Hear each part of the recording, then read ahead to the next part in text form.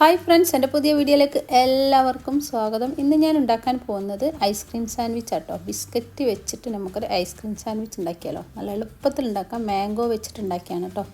അപ്പോൾ അതെങ്ങനെ ഉണ്ടാക്കുന്നത് നോക്കാം. എൻ്റെ ചാനൽ ആദ്യമായിട്ട് കാണുന്നവരാണെങ്കിൽ ഒന്ന് സബ്സ്ക്രൈബ് ചെയ്യാനും ലൈക്ക് ചെയ്യാനും ഒന്ന് മറന്നു പോയത് കേട്ടോ. അപ്പോൾ ഇതിന് വേണ്ടിയിട്ട് നമുക്ക് മാങ്ങയാണ് വേണ്ടത്. ഞാനൊരു പഴുത്ത മാങ്ങ എടുത്തിട്ടുണ്ട്. അത്യാവശ്യം വലുപ്പമുള്ളൊരു മാങ്ങയാണ്. അപ്പോൾ ഞാനിത് ചെത്തിയിട്ട് ഇതൊന്ന് ചെറിയ പീസാക്കി എടുക്കുന്നുണ്ട് കേട്ടോ. നമുക്കിത് മിക്സിയുടെ ജാറിലിട്ടിട്ട് ഒന്ന് നന്നായിട്ട് പേസ്റ്റാക്കി എടുക്കണേ. അപ്പോൾ അതാ ഞാൻ മാങ്ങ കഷ്ണങ്ങളൊക്കെ നമ്മൾ ചെറിയ മിക്സിയുടെ ജാറിലേക്ക് ഇട്ട് കൊടുത്തിട്ടുണ്ട്. ഇനി നമുക്കിതിലേക്ക് ആവശ്യത്തിനുള്ള പഞ്ചസാര മധുരത്തിനുള്ള ഇട്ട് കൊടുക്കട്ടോ. നിങ്ങളുടെ കയ്യിൽ കണ്ടൻസ് മിൽക്ക് ഉണ്ടെങ്കിൽ അതൊരു 1.5 ടേബിൾ സ്പൂൺ ഒഴിച്ച് കൊടുക്കുന്നതാണ് കൂടുതൽ ടേസ്റ്റ് കേട്ടോ. അപ്പോൾ എൻ്റെ കയ്യിൽ പഞ്ചസാര ഉള്ളത്, അപ്പോൾ ഞാൻ അതാണ് ഇട്ട് കൊടുത്തത്. 1.5 ടേബിൾ സ്പൂണോളം ഇട്ട് കൊടുത്തിട്ടുണ്ട്. പിന്നെ 1/2 ടീസ്പൂൺ വെനില എസൻസ് ഒഴിച്ച് കൊടുത്തിട്ടുണ്ട്. പിന്നെ നമുക്ക് വേണ്ടത് ക്രീം ചീസാണ്.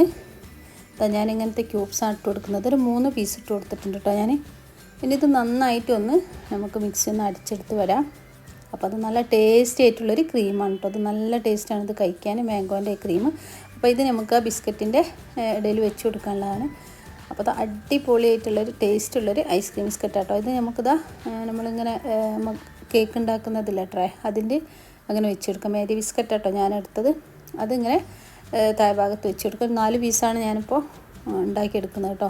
അപ്പോൾ അതാ നമ്മൾ ഉണ്ടാക്കി വെച്ച മാംഗോൻ്റെ ക്രീം ഇതിൻ്റെ മുകളിലേക്ക് നന്നായിട്ട് സ്പ്രെഡ് ചെയ്ത് കൊടുക്കുക. ഇനി ഇതിൻ്റെ മുകളിൽ വീണ്ടും നമുക്കൊരു ബിസ്ക്കറ്റ് കൂടി വെച്ച് കൊടുത്തിട്ട് നമുക്കിത് ഫ്രീസ് ചെയ്ത് എടുക്കുക വേണ്ടത്.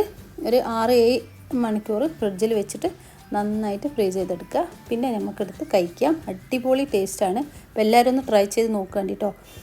നമ്മൾ ചൂടത്തൊക്കെ ഐസ്ക്രീമൊക്കെ കഴിക്കുമ്പോൾ നല്ലൊരു ഇത് കിട്ടില്ല, അതേപോലെ നല്ലൊരു ടേസ്റ്റുള്ളൊരു സംഭവമാണ്. എന്തായാലും മസ്റ്റായിട്ട് ഉണ്ടാക്കി നോക്കുക.